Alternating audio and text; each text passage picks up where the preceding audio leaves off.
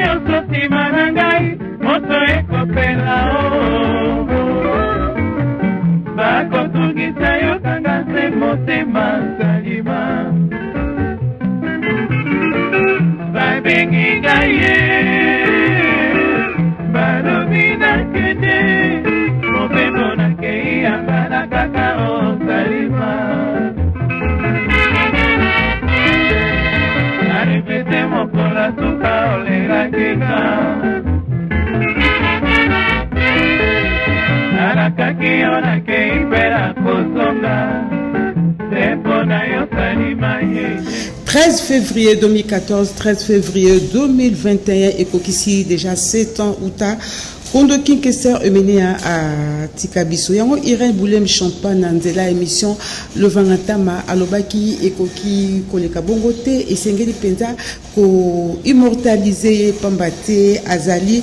Icône ya musique congolaise pe azali roi de la sapo yende ayaki na modèle ya kolata western. Jean-Baptiste Mubiala oyo ayebani mingi na kombo ya Kinkeser Emenea ye abotama le 23 novembre 1956 na Kikwiti pe akufi le 13 février 2014 na Agia 57 ans. Ye asali betide universitaire na ye na Université ya Lubumbashi, donc il y a Azalaki Kasapa. Kinkeser Emenea Azalaki auteur, compositeur, pe interprète. Il Azalaki na place moko ya Motuya dans l'univers musical congolais. Ancien de Viva la Musica ya Kondo Papa Wemba.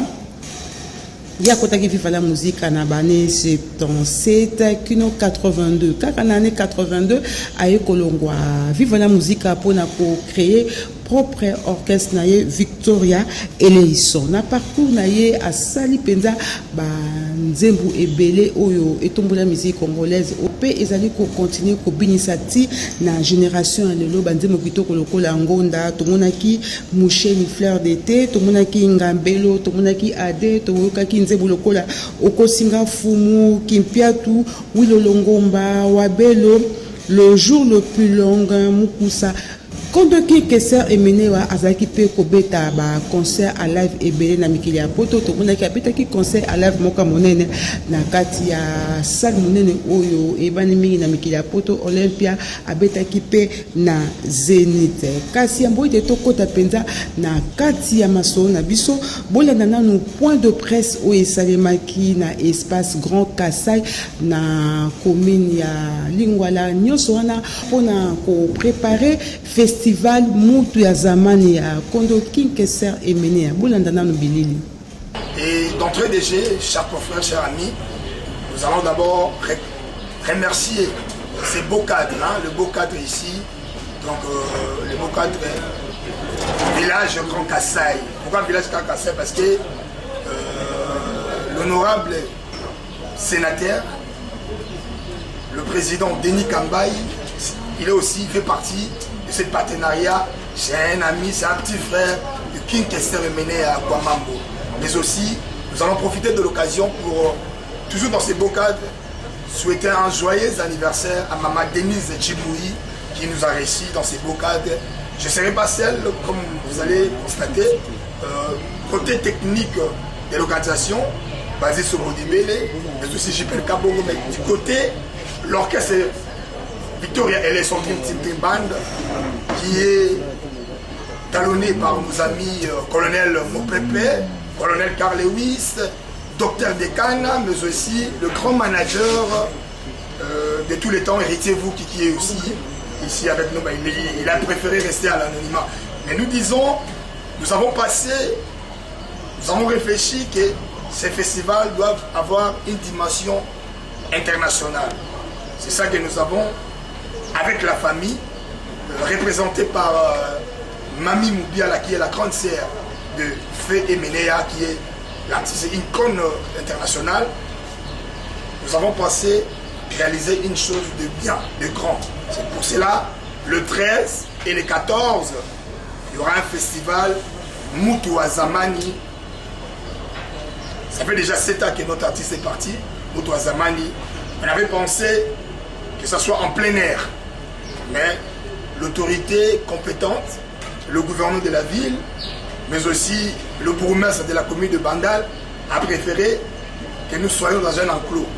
Même notre ami qui vient en appui logistique, l'Abralima, on ne peut pas ignorer l'Abralima, a préféré que nous soyons à l'abri, nous soyons dans un enclos. C'est pour cela que nous avons pensé être au village béni, le visionnaire. Donc les 13 et les 14, le 13 c'est un samedi, le 14 c'est un dimanche, nous serons au village béni, le visionnaire, vers Sayo, dans la commune de Kassabou. Voilà, en grosso modo, c'est que je pouvais mettre sous la dent de toute la population congolaise, mais aussi internationale.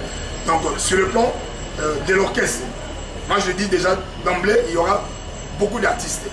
Les artistes comédiens, PD Nada, Tantine Linda, Lidame comédien, il y aura nos amis Tout-Puissant Ke Jazz, l'épée, il y aura le petit frère de JDT, il y aura Victoria, et les sons d'une petite bande, il y aura tous les amis, et nous profitons également pour lancer un appel pathétique à tous les amis artistes.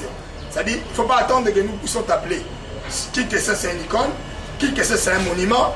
Donc venez les 13, à partir de 14h, le décor sera déjà planté. De 14h à 20h, juste parce que nous devons respecter la loi de la République. Donc le dimanche, nous aurons un match de football. Un match de football avec nos amis de la presse en ligne. Là je vois nos amis Matika Songo, tous les amis, hein, le Bogard de la presse, Adams Luzolo.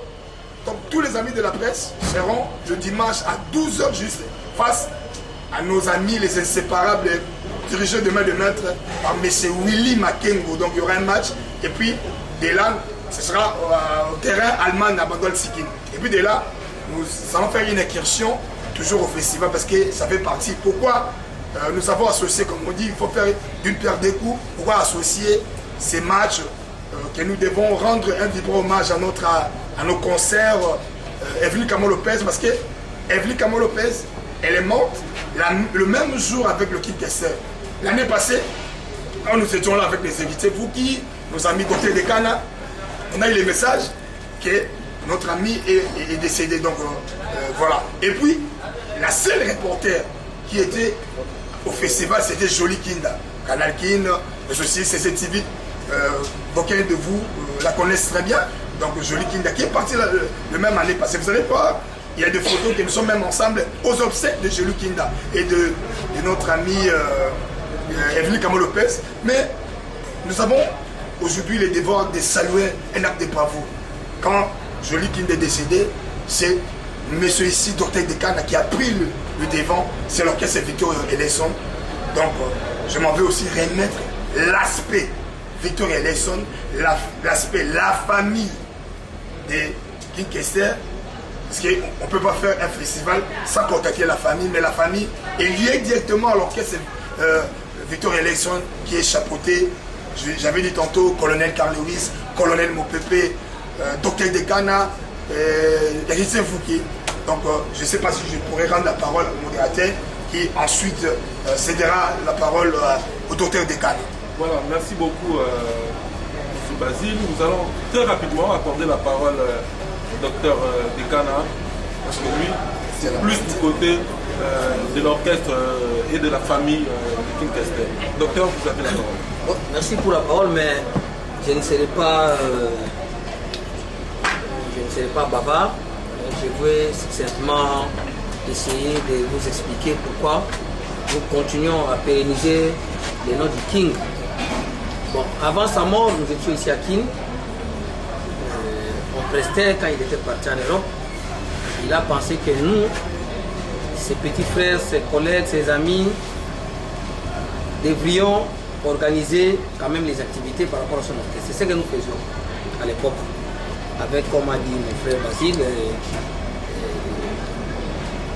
colonel Carl Lewis, le colonel Mopepe, l'héritier Mbouki qui est là. Il y avait les Christian Mambou, et le maître Théo Six, il y avait M. Arma Bouka, il y avait Moyo, maître Skanda et Patou Malonga. C'était une équipe, on organisait des activités à son absence. Et quand il est revenu, de l'Europe. Il nous a convoqués. Il appelait chacun de sa façon. Nous sommes arrivés chez lui à la maison, à King, pas à King Range, à la Maison Blanche. Et il a appelé Moyo et Patou Malo à notre présence. Et nous, on ne savait pas que non, Emené a invité tout le monde de sa façon. On arrive là, vers 7h.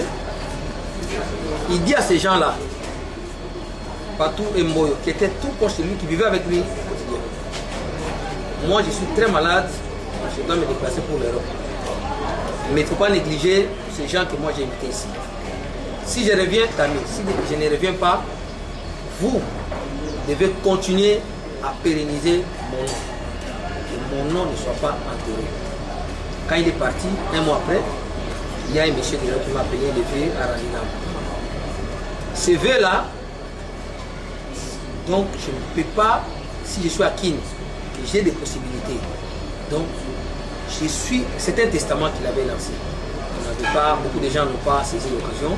Mais nous, chaque fois qu'il y a des activités, je félicite mon frère qui est ici, je remercie le Koneka, je remercie le Colonel Mbebe. Nous continuons à pérenniser son nom à travers ces musiciens. Malgré ça, vous êtes sans ignorer, vous êtes des grands journalistes, il y a des gens qui viennent suturer les musiciens et vous voyez, il y a des séparations à tout bout de champ. C'est ainsi que nous continuons à militer pour que les noms du vieux ne soient pas enterrés. Je remercie à chaque fois qu'il y a des activités. Il y a mon ami Basile qui est au four au moulin avec JPM que je n'ai pas vu ici. Et d'autres amis héritiers. Je remercie ces musiciens qui sont restés. Nous faisons quand même un effort pour essayer de contacter les autres qui se sont égarés afin qu'ils soient vraiment dans les groupes. Les groupes doivent constituer une force. S'il y a des désordres, je crois que vous voyez, il y a maintenant des corpuscules des victoires à passer par là.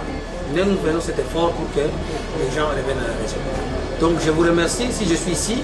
Et donc quand on m'appelle pour l'activité qui concerne les Kings, l'orchestre Victoria, je dois nécessairement me présenter pour donner des explications aux journalistes ou aux activistes qui organisent les manifestations. Voilà ce que je dois dire après.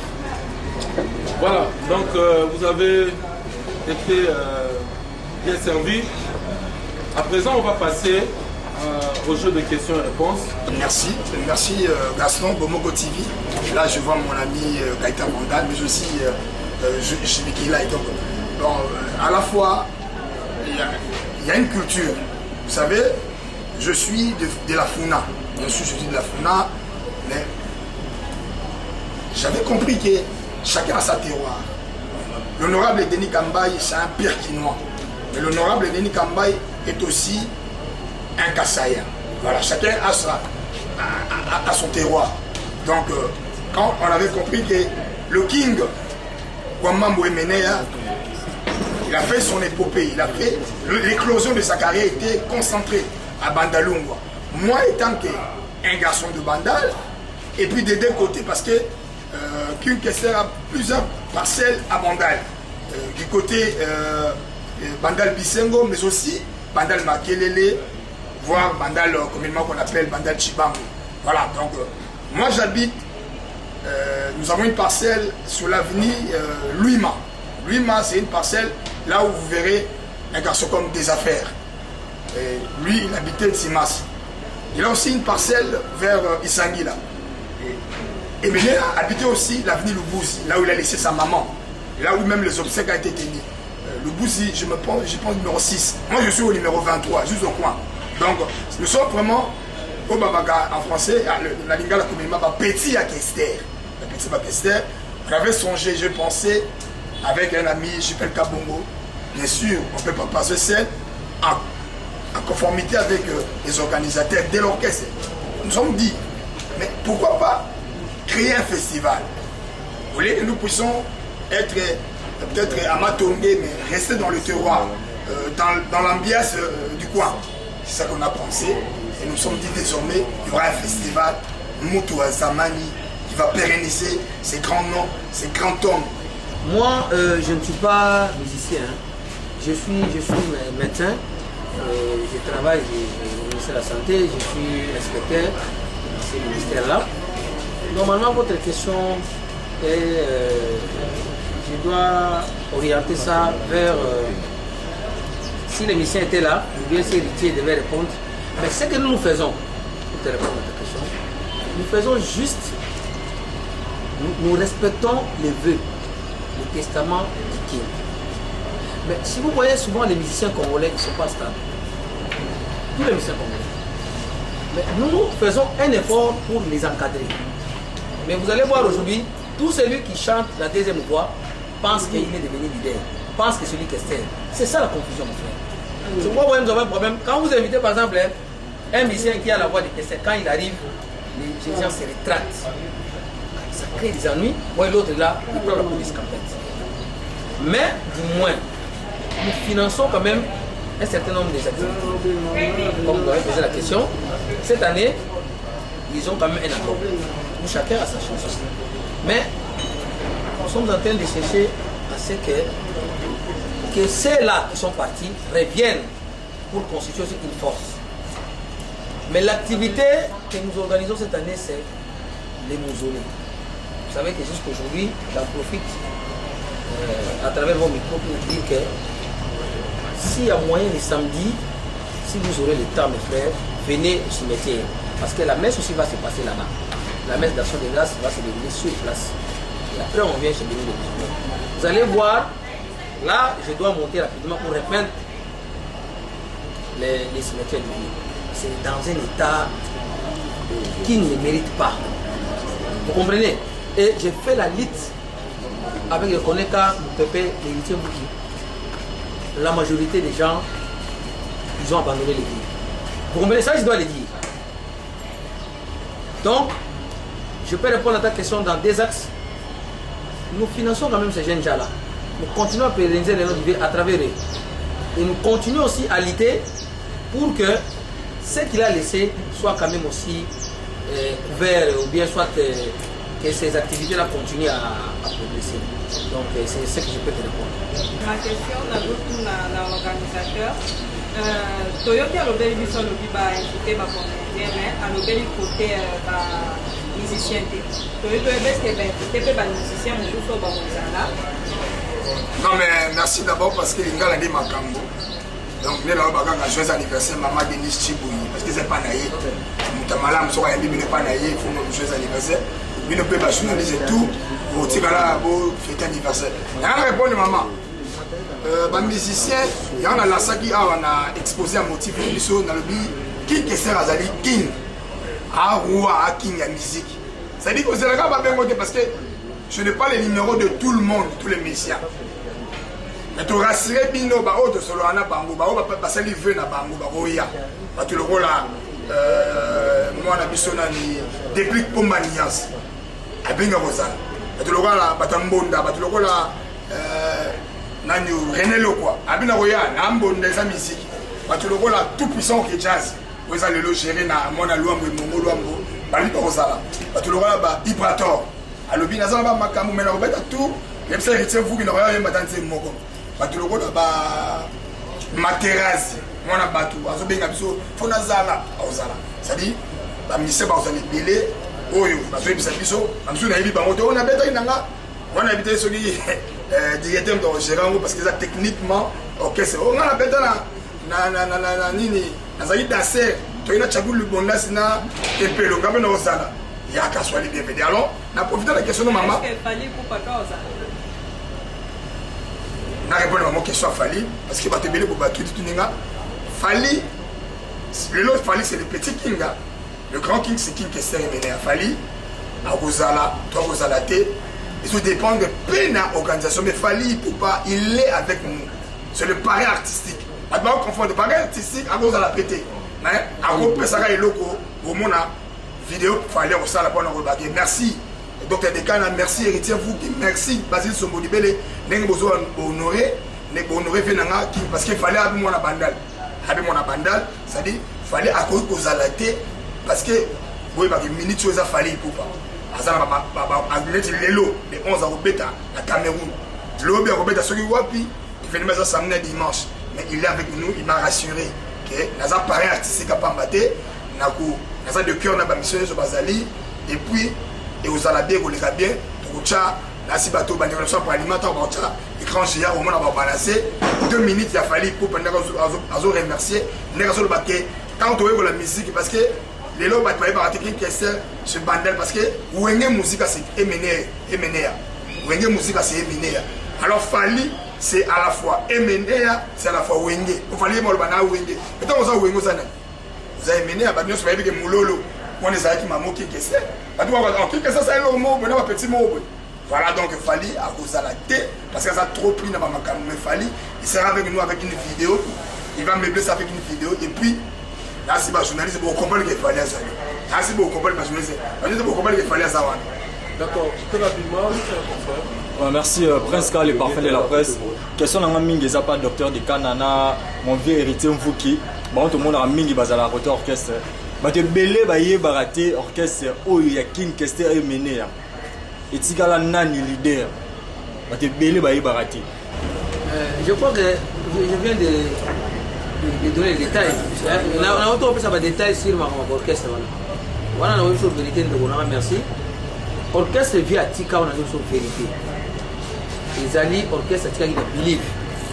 Pour Bissot au Kamba. Nazasir, avant via Koufa, Bissot de Bande ou Web instrument autour de Baona de Biawa, na Bakayao. Viens à Poto, Bissot n'a pas mon pépé, toujours organisé mon Bakayao. Si ndenge ayako kele na believe ayako Koufa, tu continues à bailler. Mais batu ya Poto, mon sousou, ba petit gars ya vie. Ba mekaki ko sala que groupe est pendant. C'est-à-dire ba sousou ba va créer et là on a bango, ba label na bango à travers ces musiciens. Et ba retirer l'inda ba musicien. Biso to tira na ba auto tika là. Poto continuer ko sala justement vers au via tika. Mais ba sousou be o bango ba joaki ba zonga. Ba zali wana na biso. Lelo y a pas de victoires. Wana na ibisa. Biso to dijara victoire les sont au moins na banderole, na bralima. Victoire les sont dream band King Kester et Mené. Oh biso to kamba. En tant que bancadre. Bana misusu pour comment on n'est pas touziana, azo incarner vie. On le félicite dans ça na ndenge na ye. Mais ça victoire té. Tous tenir épée parce que azo ça la honneur ka vie. Sans pas yo. Azo incarner PV. Azo ça la paix. Oh yayi. On les soutient. Nani Patia Santa. Oh olingina ba kotanga na tanga na yosu. Patia Santa. Azo ça la paix net Kester. On les soutient. Asala makamuna ye. Qui encore? Je ne sais pas. Les restes batikali bazali Victoria. Yango moni na bandero na communiquer na cimetière. Elle on communiquer na cimetière bato na nyoso ba na cimetière. Question na rolingo tunanga na cimetière na présence na bango. Comme ça ba misusu va répondre ko ngana bibi après liwa vie muta ko loba makamu ya orchestre ya vie ezanga. Na mi kumisate parce que naza proche na bango banda emene ya kufa et je suis naza bunganga je ne suis pas habilité. Wana bazaba baninga na lotanga na bazaba metete. Mais je prends les risques de faire ça. Moi je peux pas faire ça. Les arabes blagues et puis nazo occupé nazo mi kumisate. Nazo occupé la fonction minene du ministère de la santé. Donc, dans une seule Kambu, en tant que journaliste, on a beaucoup de respect dans le Sabinoti. On a Sabino vérité. Donc, bisonne au Kambu orchestre. Bao balongo, alors bien zangina mopala toute la journée. Dans un talisé mopala, zonga place via Tikayo. Na bande on toiture. Na ebi bango nyonso. Et puis na ebi ndenge bazo vivre na ndenge bazo fonctionner. Na bao ko ça na bao. Le biso de la réunification base à la place moko. Mais c'est difficile de gérer les missions comme orchestre à Tika.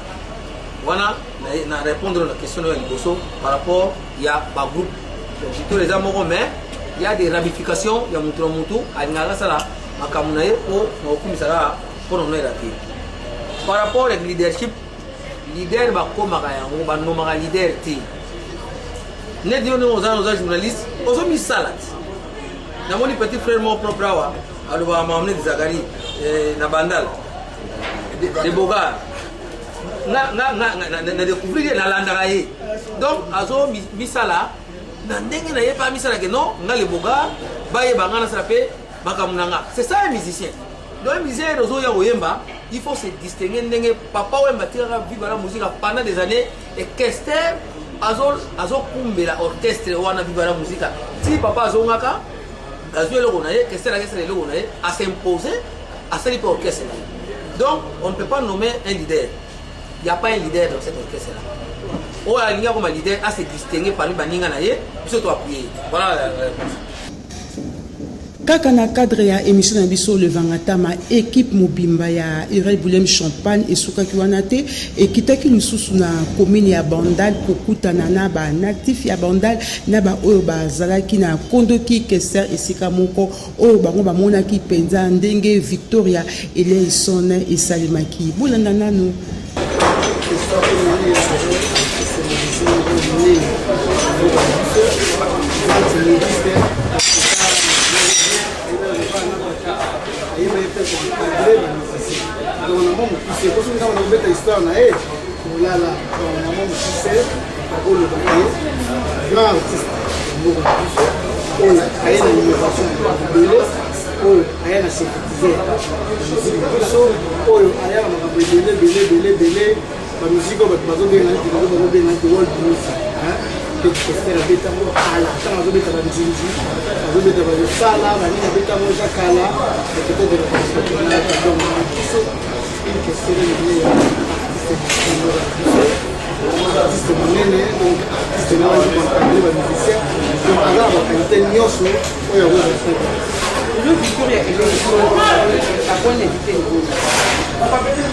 Victoria est comment ébélé, mais Victoria elle est son green band de qui Kester menée ils ont monté. Mais Kester la testament na ya on va qui pas de c'est ainsi les sanga Victoria de Kester pour la monnaie à moi Badoussou baza pour bêta la question mais baza na question na makila vous comprenez na cause de la 10 minutes ça moi na matin parce que bazo yé quand il c'est une question na cause de la partie ça bêta la Victoria tena à incarnera question mais habiter na moi mais Victoria elle est son dream dans le truc que c'est dans mon corps au dessus et la son la famille via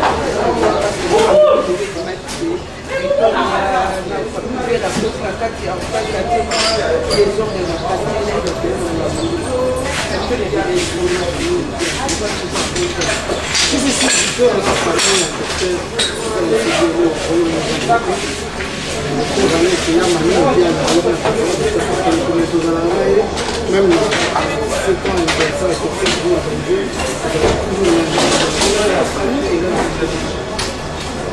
pour la sauver une seconde et la saison bien été en tout cas ma question et le truc dans le vidéo c'est pas que on dit que c'est ennemi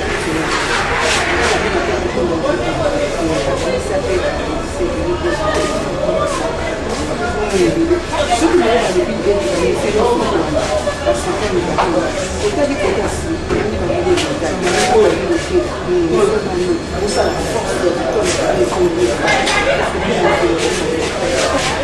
oui, mais la victoire va l'envoyer. Victoire est sur les plus temps, il va de tout ça, il va l'envoyer. On comprend, il faut qu'il y ait un salima comme un salima, soit au moins il y a autant que le photo, faut y avoir. Mais pour le résumé, ça va tout se trouver difficile parce que comme si on a une Europe, par exemple l'Europe, comme si on a dit ça, alors tout le monde fait tout place c'est là facile pour voir les gens faut aller mon rester à la vie. Mais quoi va na poto, c'est vrai ça. On a besoin de problème. Donc nous l'expliquons que la victoire va nous rater. Victoria va nous idéologie.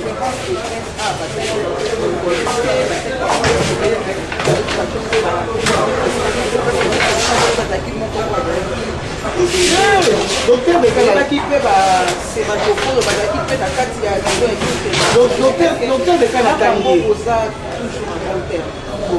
toujours en bon terme na ndenge ya famille mais na ndenge lobi la victoire yango ekoma na biteni ba mettre scandale yango maza na ba ndenge na bango bakenda na ngambo wana badiata baza kona bajo bakatuzana banani baza kona c'est toujours la famille donc bana na victoire nyonso pe omoni nyonso pete adome eza bamusicien baa na studio bakomi presque na fin bakosala done bango chien à bois en tout cas banzembo na bango namoni déjà musaki batie banzembo na tele mpona bachanson professionnelle tofo leke atie banzembo na tele bachanson professionnelle mais je crois d'ici fin mars avril la bonne musique aussi là autant de place on a déroulé mais va bosser bien dans message à ce rapport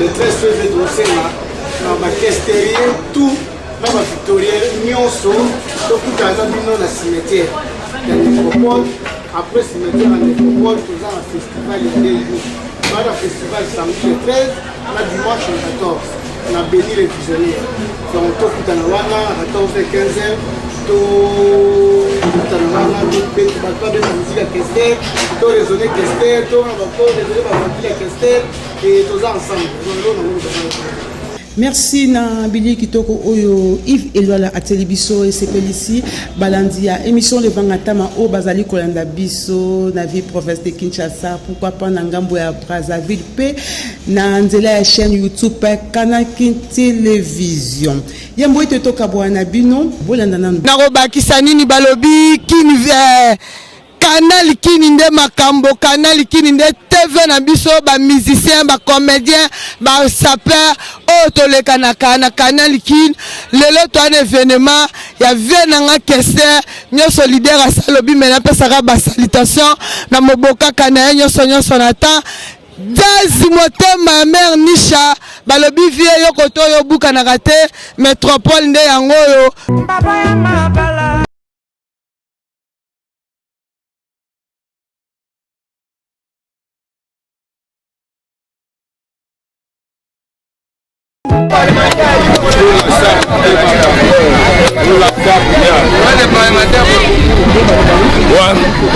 Ouais, c'est M. Kaditoza, donc l'homme le plus puissant, le seul sapeur du Congo.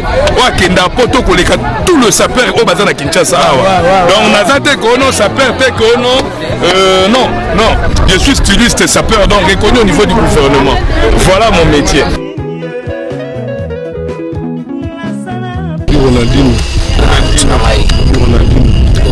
Donc tout même à biso on va tirer la carte Victoria Nelson tout le monde qui a zobima on va zokota donc tous ensemble merci.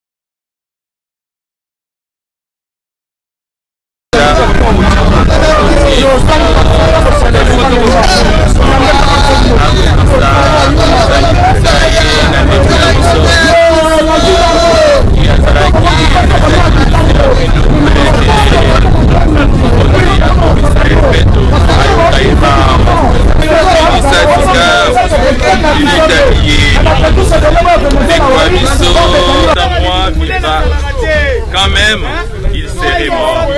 Et quiconque vit et croit en moi ne mourra jamais.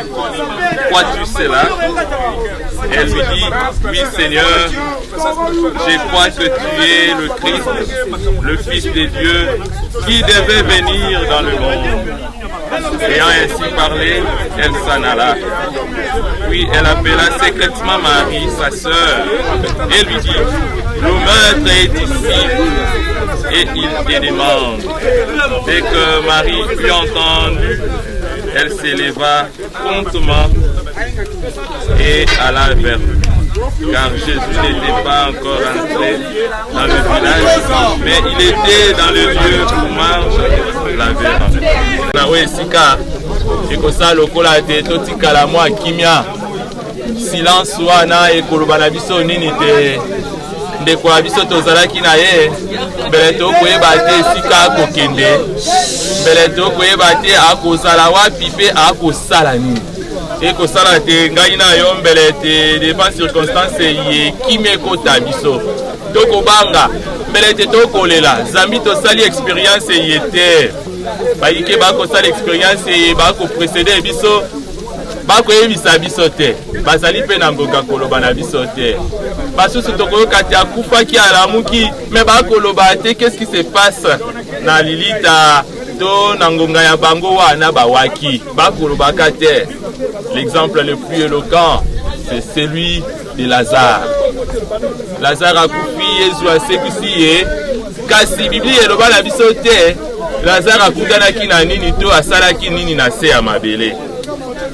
Silence wana ekosala te ngai na yo tokoma triste, ekosala te ngai na yo tolela, ekosala te to regrete moto totambolaki na ye, moto toliaki na ye, moto tobetelaki ye secret ya biso, moto apartageaki na biso bomoi, ekosala te tolela. Kasi mingi après ngonga wana silence ekobotama une bonne humeur.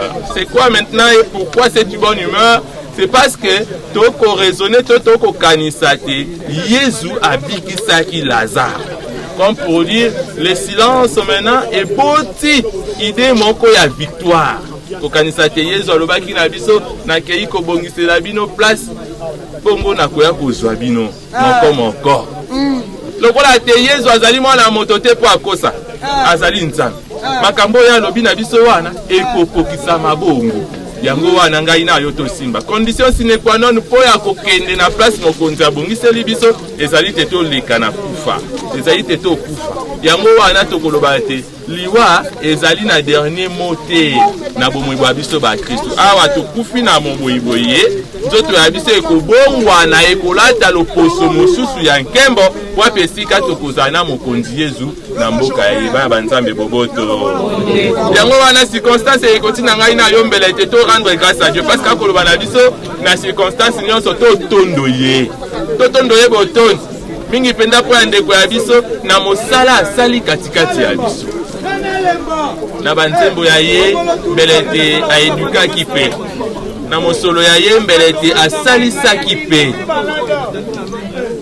na maloba ya ye mbele te apesi pe toli yango wana kotondo nzambe koloba te merci pour tout ce que Kester était pour nous. Merci mokonzi po ya ndenge opesaki ye bomoi. Merci po etolakisi biso moto mosusu azali na dernier mot te na dernière parole te sino yo nzambe na bomoi.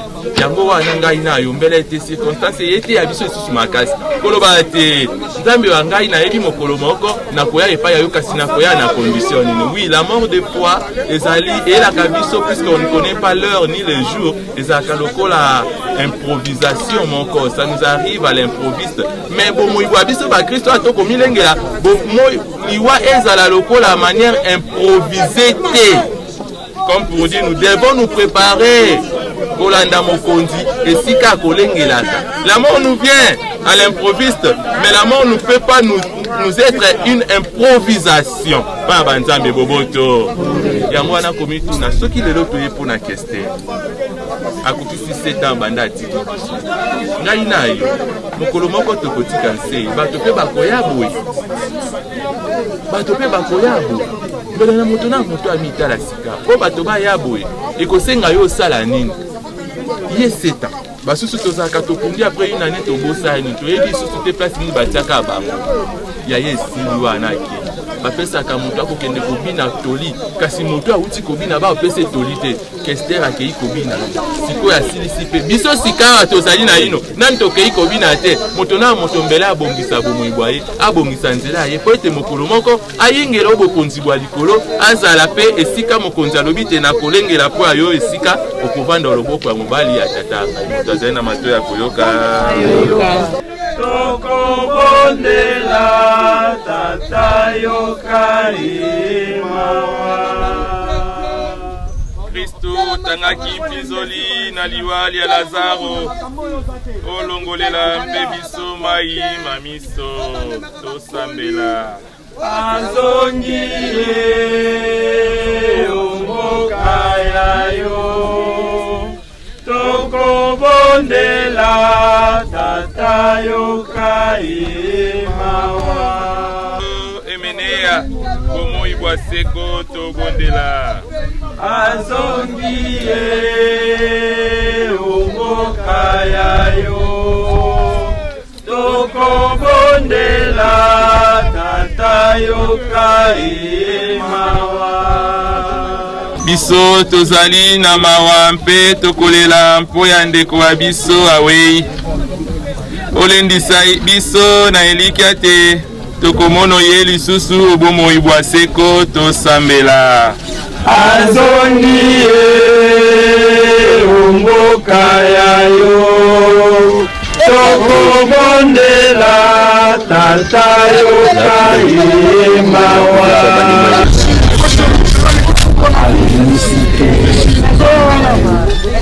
na kombo ya libota mobimba yaya sengi molimo na yo etema na kimia po nyonso tikaki ndenge moko olobaki la lutte continue et puis ça continue oza inoubliable epa na biso nous ne t'oublierons jamais jamais jamais yango mokolo ya liwa na yo osangana kaka baleki bandeko bayaya nyonso bazalaki pembeni na yo mpona koya korendre hommage. Merci beaucoup na kombo ya libota même bandeko baza na poto bajoli bajose bato nyonso bapeti zako osengi ete molimo na yo epema na kimia na kombo na yesu.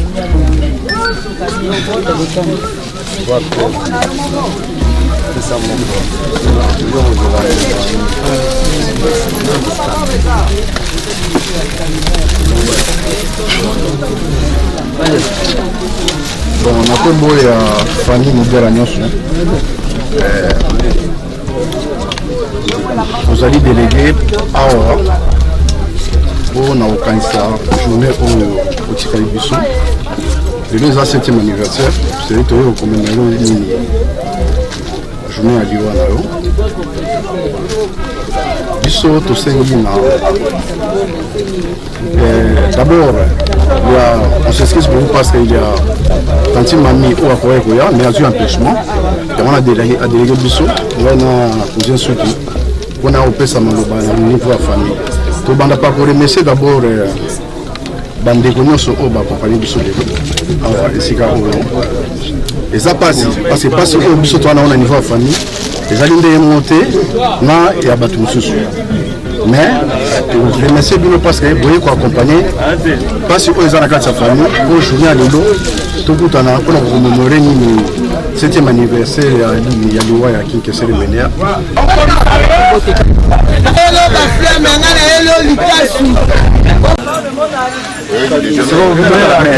Darina, soko siliso za biso totala koko totala bebe na ya Arlette.